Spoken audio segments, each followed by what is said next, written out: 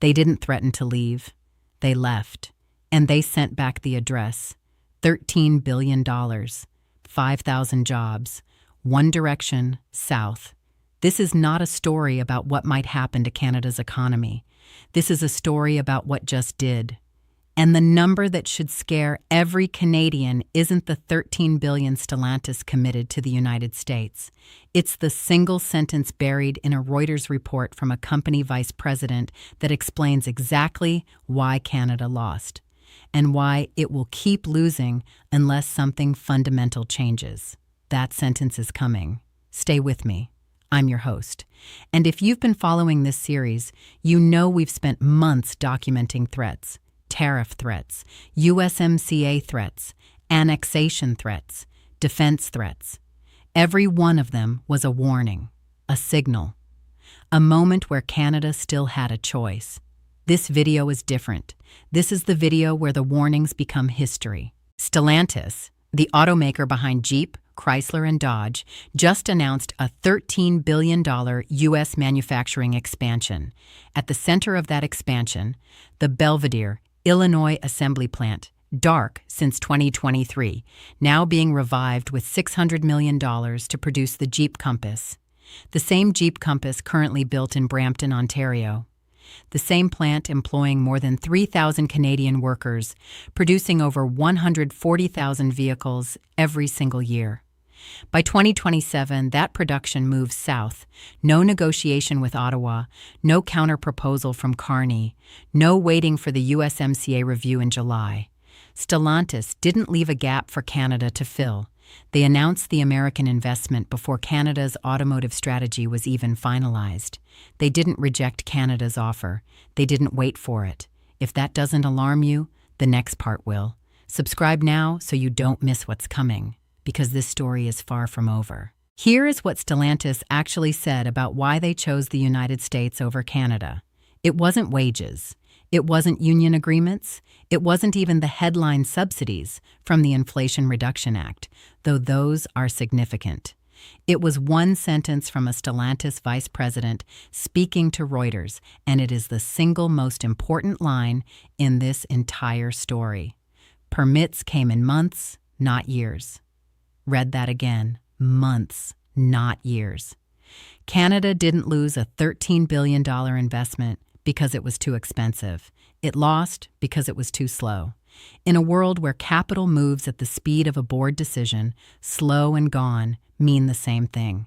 The United States didn't outspend Canada on this deal alone. It outran Canada on time. And time in manufacturing is the variable that determines where everything else goes. The jobs, the wages, the tax base, the communities, the future. That's the sentence Ottawa should be printing on every wall in every ministry, not as a warning, as an autopsy. Now here's where this story becomes something deeper than a business headline.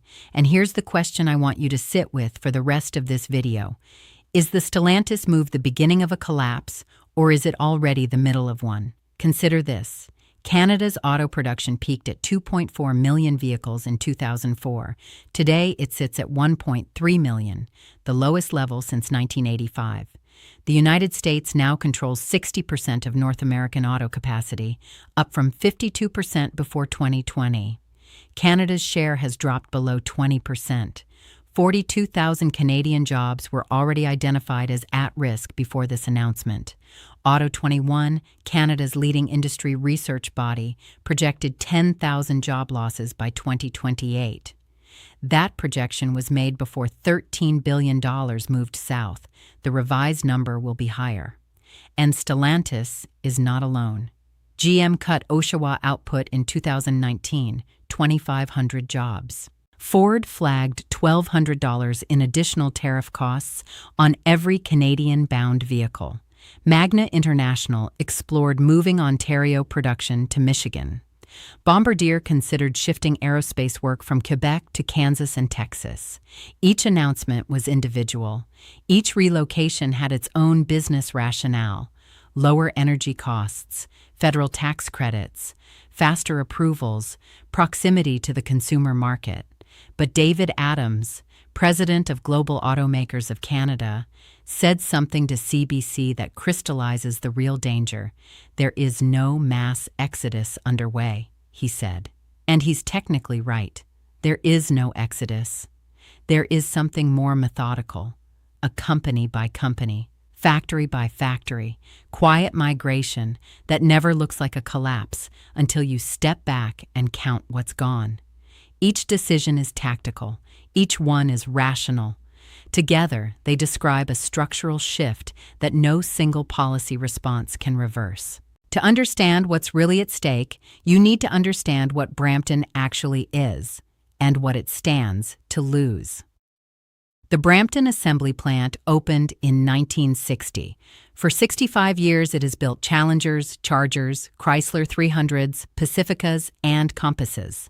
But the plant is not just a factory. It is an anchor. It holds an entire community in place.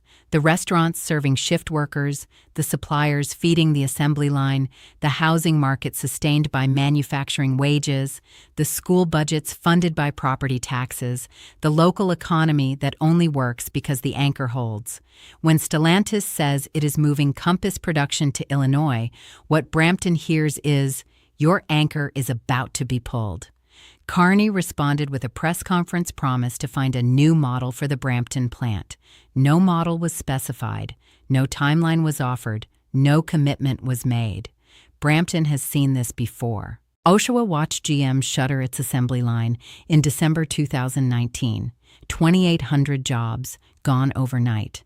The plant partially reopened for trucks in 2021, but at reduced capacity.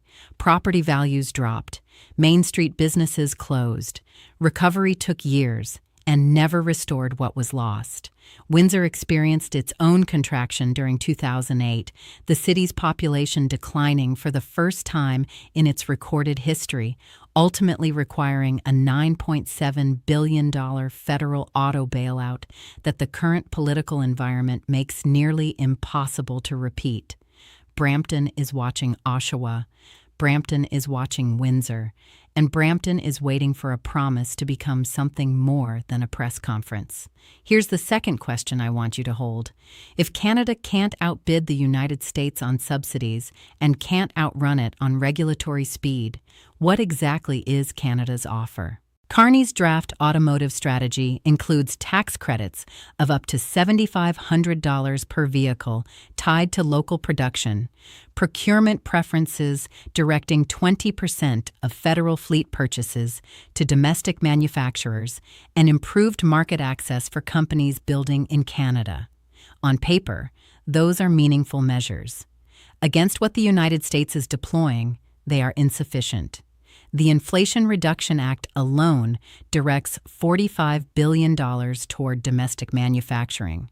Add state-level incentives, accelerated federal permitting, and energy costs that are structurally lower because the United States produces more energy than it consumes.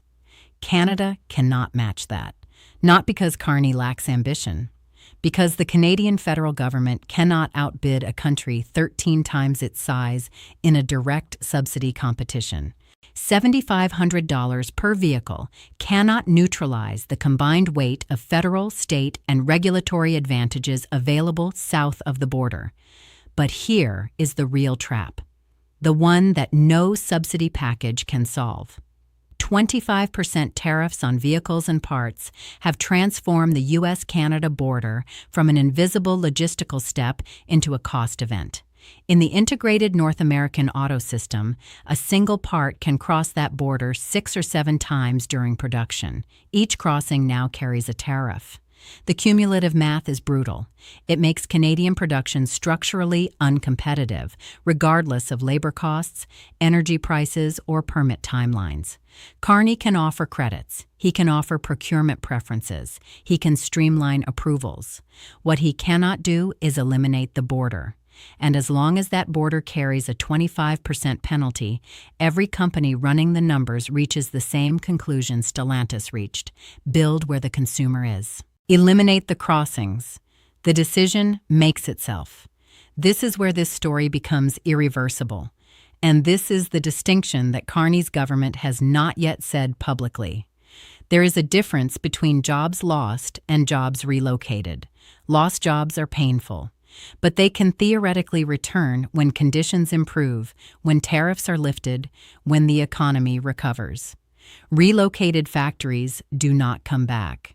The $600 million Stellantis is pouring into Belvidere is concrete and steel.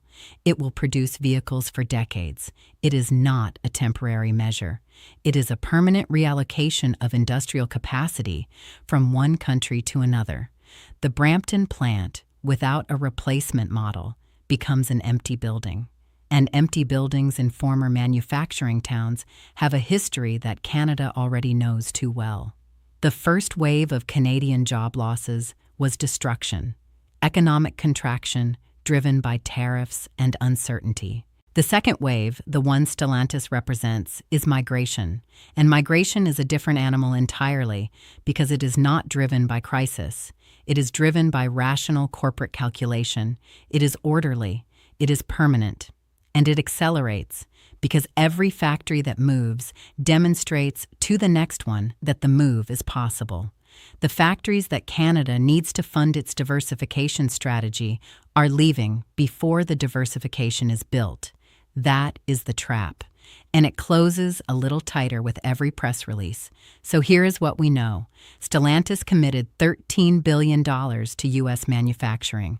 The Jeep Compass is moving from Brampton to Belvidere by 2027. 5,000 American jobs will be created. Canada's auto output has collapsed from 2.4 million vehicles to 1.3 million, the lowest since 1985.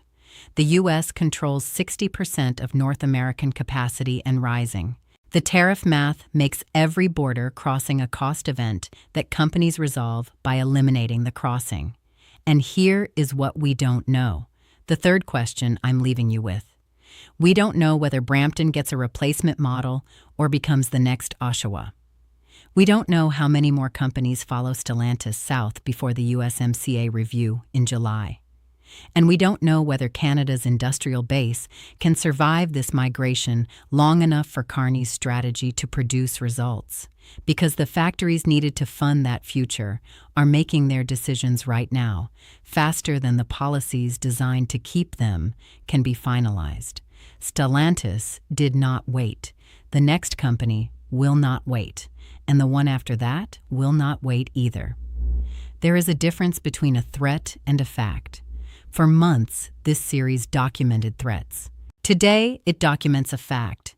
$13 billion, 5,000 jobs, one forwarding address, and a community in Brampton waiting to find out whether a government promise becomes a model announcement or a plaque on an empty wall.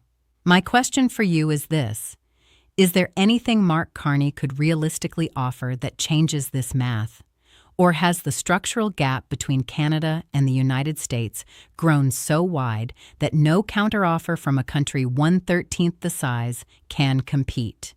And if the answer is no, what does that mean for the next factory and the one after that? Tell me what you think in the comments. This is exactly the kind of debate this channel exists for, and your perspective matters. If you're not subscribed yet, now is the time. Belvidere breaks ground this summer, the USMCA review lands in July, and the decisions being made in boardrooms right now will reshape the Canadian economy for a generation. This channel will be here for every development. I'll see you in the next one.